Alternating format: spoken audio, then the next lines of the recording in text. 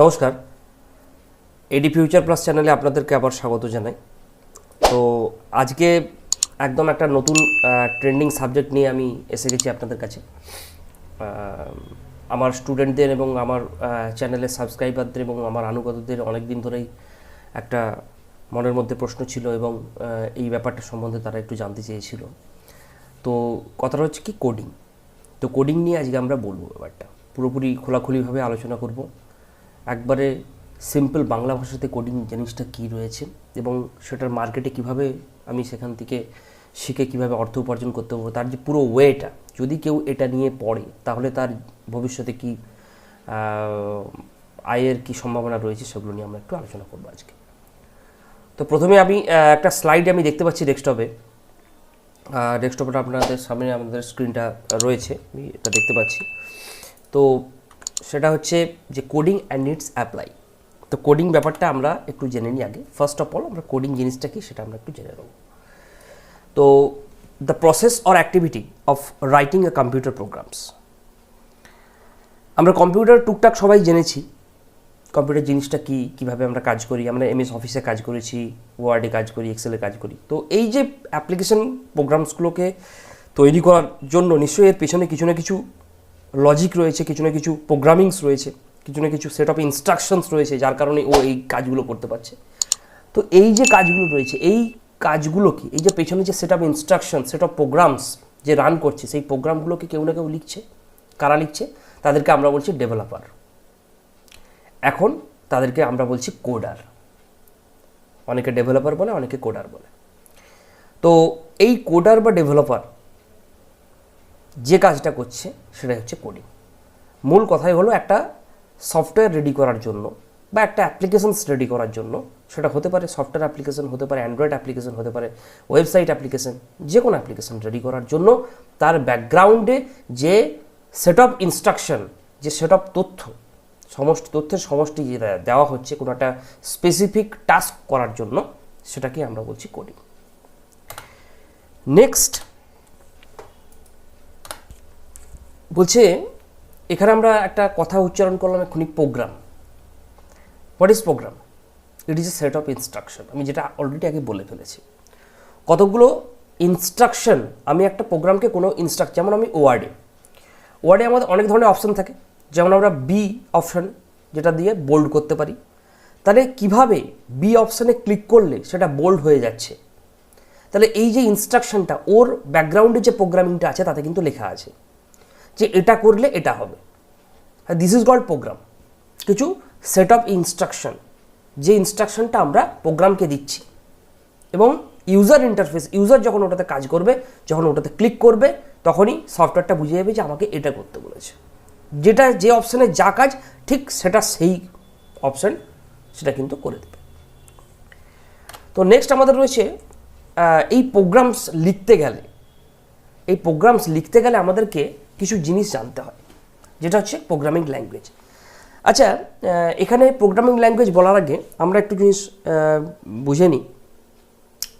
যেটা আমরা যখন মনে করুন আমরা কোনো একটা রাজ্যে গেছি, আমরা বাঙালি, আমরা ওয়েস্ট বেঙ্গলে থাকি, আমরা ওয়েস্ট বেঙ্গল থেকে অন্য একটা রাজ্যে গিয়েছি, তাহলে সেই রাজ্যের ভাষা আমাকে নিশ্চয়ই শিখে নিতে হবে, নাহলে আমি বলতে পারবো না। তাহলে এই যে আমরা কোনো কিছুকে অ্যাডাপ্ট করার জন্য আমরা কি করছি না, আমরা ল্যাঙ্গুয়েজ শিখছি। তাহলে নিশ্চয়ই কোনো একটা সফটওয়্যারকে ডেভেলপমেন্ট করতে গেলে বা কোনো অ্যাপ্লিকেশনকে ডেভেলপমেন্ট করতে গেলে নিশ্চয়ই তার পিছনে যে প্রোগ্রামিংটা লিখতে হবে, তার ভাষা নিশ্চয়ই আমাকে শিখতে হবে। তাহলে this is called programming language. তাহলে মূল কথা হলো, কোডিং করার জন্য বা প্রোগ্রামিং করার জন্য আমাকে যে ভাষাটি শিখতে হবে সেটি হলো আমাদের প্রোগ্রামিং ল্যাঙ্গুয়েজ। এবং সেটি দুই প্রকারের হয়, একটি হচ্ছে হাই লেভেল, একটি লো লেভেল। দুটোর মধ্যে আমরা যেটা শিখবো সেটা হচ্ছে কি, হাই লেভেল ল্যাঙ্গুয়েজ। কেন শিখবো? লো লেভেল কেন শিখবো না? লো লেভেল তাহলে কি কম? যেটা এই প্রশ্নগুলো আমাদের মাথায় ভিড় করছে। তাহলে মেন ব্যাপারটা যেটা হচ্ছে, লো লেভেল ল্যাঙ্গুয়েজ হচ্ছে মেশিন লেভেল ল্যাঙ্গুয়েজ, অর্থাৎ কম্পিউটার যে ভাষায় বোঝে সেটাকেই বলছে লো লেভেল ল্যাঙ্গুয়েজ। বেশি কিছু আমাদের অত ডিপলি বোঝার দরকার নেই। যারা কম্পিউটার সায়েন্স ইঞ্জিনিয়ারিং নিয়ে পড়ছে বা বিসি নিয়ে পড়ছে, তারা একটুতেই বুঝতে পেরে যাবে আমি যে কথাগুলো বলছি। মোটামুটি সাদা সিধে বাংলায় যেটা বলা হচ্ছে যে কম্পিউটার অর্থাৎ মেশিন যে ভাষা বোঝে সেটাকে বলা হচ্ছে মেশিন ল্যাঙ্গুয়েজ। আমরা ভাবছি আমি এখানে নাম টাইপ করছি মানে নামটা সুন্দরভাবে কম্পিউটারে উঠে যাচ্ছে, তার মানে কম্পিউটার আমার ইংলিশ ল্যাঙ্গুয়েজ বুঝতে পারছে। হ্যাঁ, বুঝতে পারছে, ও কিন্তু ওর নিজের ল্যাঙ্গুয়েজে বুঝছে। কে এটাকে চেঞ্জ করছে? কম্পাইলার, ইন্টারপ্রেটার, কিছু অনুবাদক, ট্রান্সলেটার।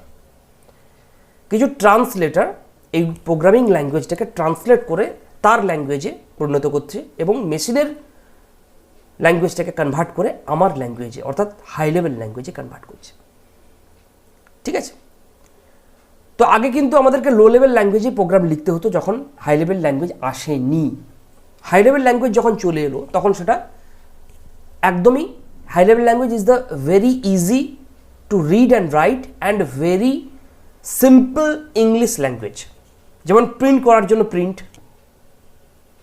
রিড করার জন্য রিড, স্ক্যান করার জন্য স্ক্যান। তো আমরা ইংলিশ ল্যাঙ্গুয়েজে যেরকমভাবে কথা বলি, ন্যাচারাল যে ল্যাঙ্গুয়েজ, সেই ল্যাঙ্গুয়েজেই কিন্তু আমাদের এই প্রোগ্রামিং ল্যাঙ্গুয়েজটা লেখা হয় এবং সিনট্যাক্স তার আলাদা রয়েছে, সেগুলো আসবো ধীরে ধীরে। তো হাই লেভেল ল্যাঙ্গুয়েজের মধ্যে আমরা যে সমস্ত ল্যাঙ্গুয়েজ পড়ে থাকি, যেমন HTML আছে, আমাদের সি প্লাস প্লাস, জাভা, হ্যাঁ, পাইথন, এগুলো সব কিছুই আমাদের হাই লেভেল ল্যাঙ্গুয়েজ। তো এরপরে আমরা যেটা আসছি, আমরা যে এই প্রোগ্রামিং ল্যাঙ্গুয়েজগুলো শিখবো, কি শিখে লাভ কি? এর কোনো অ্যাপ্লিকেশন কি আদৌ আছে পৃথিবীতে? হ্যাঁ, অবশ্যই আছে। প্রোগ্রামিং ল্যাঙ্গুয়েজ শিখলে অবশ্যই তার অ্যাপ্লিকেশন আছে। অ্যাপ্লিকেশন প্রোগ্রাম রেডি করতে পারবো আমরা, যেটা এখন চলছে ট্রেন্ডিং মার্কেটে। তো এটা দু রকমের আমরা দেখতে পাচ্ছি, software development and website development. Software ডেভেলপমেন্টকে আবার দুটো পার্টে ভাগ করে নিয়েছি। এখন মোবাইল, অ্যান্ড্রয়েড, স্মার্টফোন এখন অ্যান্ড্রয়েড অপারেটিং সিস্টেম সাপোর্ট করে। তো সেই জন্য আমাদেরকে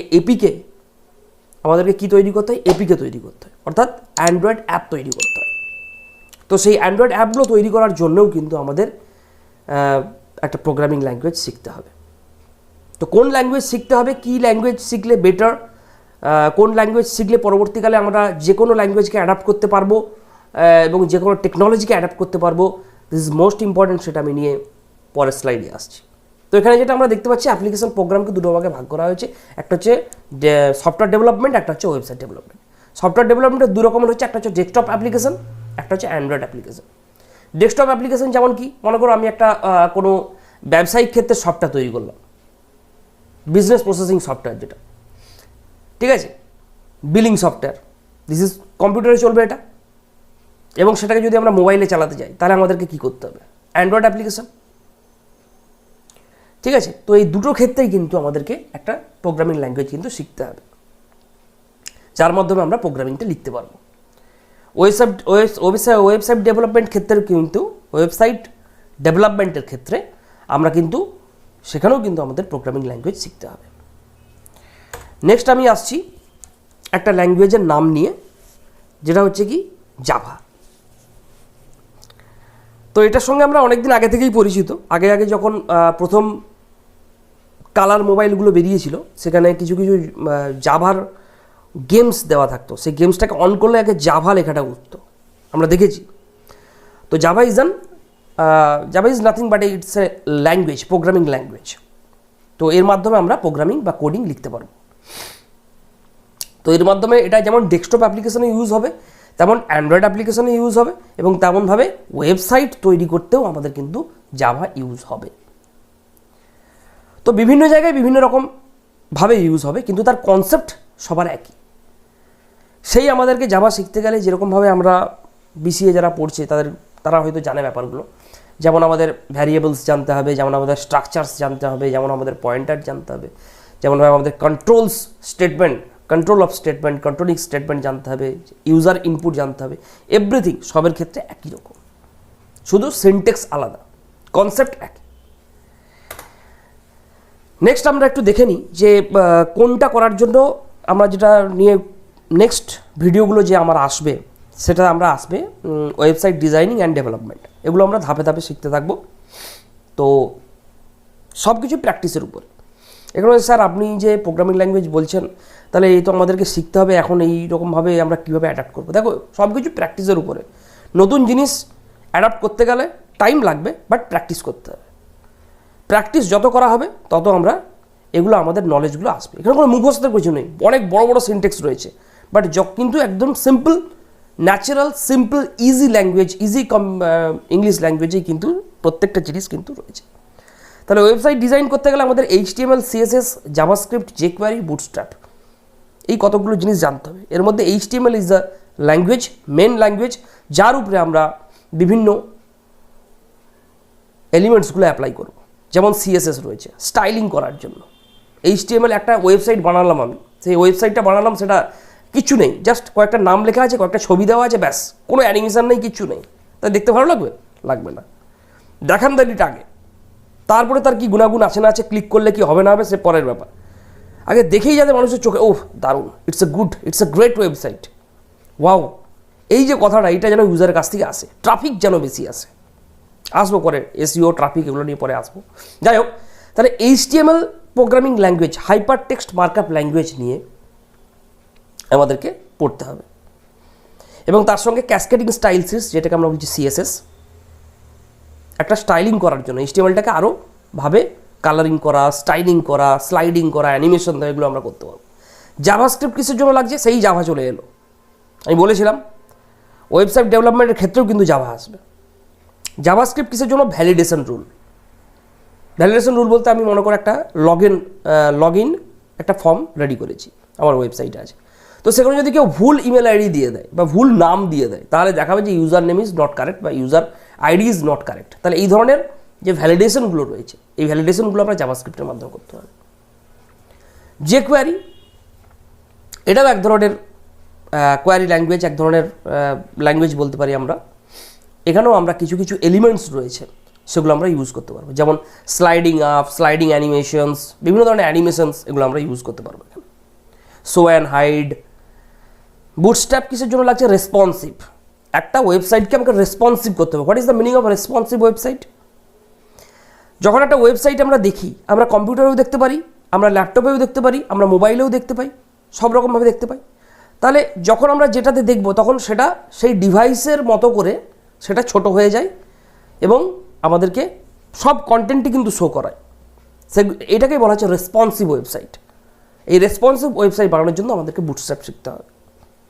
আর ডেভেলপমেন্ট করার জন্য, ডেভেলপমেন্ট বলতে কি, আমাদের এই ডিজাইনিং পার্ট, অর্থাৎ UI, user interface, UI part শেষ হলে এই UI এর ব্যাকগ্রাউন্ডে যে পার্টটা থাকবে সেটা হচ্ছে ডেভেলপমেন্ট। অর্থাৎ আমি একটা ফর্ম রেডি করলাম ইউজারের কাছ থেকে ফোন নাম্বার নেওয়ার জন্য, তার ইমেল আইডি নেওয়ার জন্য, লোকালিটি নেওয়ার জন্য, নাম নেওয়ার জন্য, এজ নেওয়ার জন্য। তাহলে যে সেটা কোথায় স্টোর হবে? নিশ্চয়ই একটা ডেটাবেসে স্টোর হবে। একটা ফর্ম, একটা আমার কাছে একটা ডেটাবেস থাকবে, সেটা এক্সেল হতে পারে, সেটা MySQL হতে পারে, বিভিন্ন জায়গায় থাকবে, সেখানে গিয়ে স্টোর হবে। সো সেই ডেটাবেস নিয়ে আমরা কাজ করব এখানে, এবং ডেটাবেসের সাথে কানেক্ট করাবো, আমার ওয়েবসাইটের সাথে ডেটাবেসের কানেক্ট করাবো। তার জন্য PHP, MySQL, XAMPP সার্ভার, একটা লোকাল হোস্ট সার্ভার আমাদের দরকার, ওয়েব সার্ভার, যার মাধ্যমে যেখানে গিয়ে আমাদের ডাটা স্টোর হবে। এরপরে আচ্ছা, এখানে একটা কথা বলে দিই, অনেকে এখানে জানবেন যে স্যার ওয়েবসাইট তো আমরা ওয়ার্ডপ্রেস দিয়েও তৈরি করতে পারি। হ্যাঁ, we can create a website by WordPress, it's very easy, only 15 minutes we can create an website by WordPress. ওয়ার্ডপ্রেসের মাধ্যমে মাত্র 15 মিনিটে একটা ওয়েবসাইট তৈরি করা যায়। তাহলে স্যার এত কিছু শিখতে হবে কেন? একটু বলি এবার ডিফারেন্সটা। ওয়ার্ডপ্রেস দিয়ে ওয়েবসাইট তৈরি করলে কি হচ্ছে না, ওয়ার্ডপ্রেসের মধ্যে কিছু টেমপ্লেটস বা থিমস রয়েছে, যেগুলো ফ্রি থিমস বা কিনতে হচ্ছে এক্সট্রা করে। সেই টেমপ্লেটসগুলোকে আমরা কাটাছেঁড়া করে এই উইডজেটস লাগিয়ে দিলাম, সাইড বার লাগিয়ে দিলাম, নিচে ফুটার লাগিয়ে দিলাম, জাস্ট ক্লিক অ্যান্ড ড্র্যাগ করে করে আমরা এটা তৈরি করে নিতে পারছি। বাট সেটার কিন্তু কোনো ইউনিক জিনিস থাকছে না, ওটা কোনো না কোনো সময় কপিরাইট হয়ে যেতে পারে। অর্থাৎ অন্য কেউ হয়তো ওই ডিজাইনটা ইউজ করেছে, বা কারো একটা ডিজাইন, সেই ডিজাইনটা আমার এখানে লেগে যাচ্ছে। তাহলে আমি যদি নিজের ক্রিয়েটিভিটি দিয়ে যদি একটা ওয়েবসাইট তৈরি, হ্যাঁ আমি দেখতে পারি কারো ওয়েবসাইট, বাট নিজের ক্রিয়েটিভিটি দিয়ে যদি ওয়েবসাইট তৈরি করি, দ্যাটস বেটার, এবং সেটাতে কোনো কপিরাইট ইস্যু আসবে না। তো সেই কারণেই আমরা নিজেরা ওয়েবসাইট তৈরি করব, নিজেরা ওয়েবসাইট ডিজাইন করব, নিজেরা ডেভেলপমেন্ট করব, তারপর আমরা ডোমেন কিনবো, তারপর আমরা সেটাকে হোস্টিং করব। সেগুলো কীভাবে হয় না হয় সেগুলো আমি পরে দেখাবো। ওয়ার্ডপ্রেস দিয়ে কি দেখাবো না? হ্যাঁ দেখাবো। ওয়ার্ডপ্রেস দিয়েও কীভাবে টেমপ্লেটস ইনস্টল করলাম, অ্যাক্টিভেট করলাম, কীভাবে রেডি করলাম, সেটাও আমি দেখাবো। ভেরি সিম্পল, ভেরি সিম্পল, সঙ্গে সঙ্গে হয়ে যাবে। কয়েকটা টাকা শুধু পেমেন্ট করতে হয়, 2বার পেমেন্ট করতে হবে, একটা ডোমেনের জন্য, একটা হোস্টিংয়ের জন্য। পেমেন্ট করলেই সঙ্গে সঙ্গে নেম সার্ভারের সঙ্গে ওটাকে লিঙ্ক করিয়ে দিয়ে আমি একটা টেমপ্লেটস নিয়ে নেবো, তার মধ্যে কিছু পেজ রেডি করে দেবো, যা ইচ্ছা করতে পারবো। তারপর সঙ্গে সঙ্গে 10 থেকে 15 মিনিটের মধ্যে আমার লঞ্চ হয়ে যাবে। কিন্তু ওই যে বললাম, লোকের টেমপ্লেট আমাকে ইউজ করতে হচ্ছে। কেন আমি ইউজ করতে? আমি নিজে টেমপ্লেট বানাবো, নিজে ইউআই বানাবো নিজের ক্রিয়েটিভিটি দিয়ে। তাহলে আমাদেরকে এগুলো শিখতে হবে। এই হচ্ছে। তাহলে আজকে এতটাই রইল। নেক্সট আমাদের যে নতুন একটা প্লেলিস্ট তৈরি হবে আমাদের, এতদিন পর্যন্ত আপনারা দেখে আসছেন যে আমাদের ডিজিটাল লিটারেসি প্রোগ্রাম যেটা রয়েছে সেটা চলছে এবং সেটা চলবেও। তার সাথে সাথে আমি এই web page development, web page designing এবং ডেভেলপমেন্ট, এই দুটো জিনিস শুরু করবো একদম বেসিক থেকে, একদম স্ক্র্যাচ থেকে। এবং এগুলো কিন্তু আপনাদেরকে বাড়িতে প্র্যাকটিস করতে হবে। আমি সেরকমভাবে প্র্যাকটিস সেটও দিতে থাকবো পরপর। ঠিক আছে?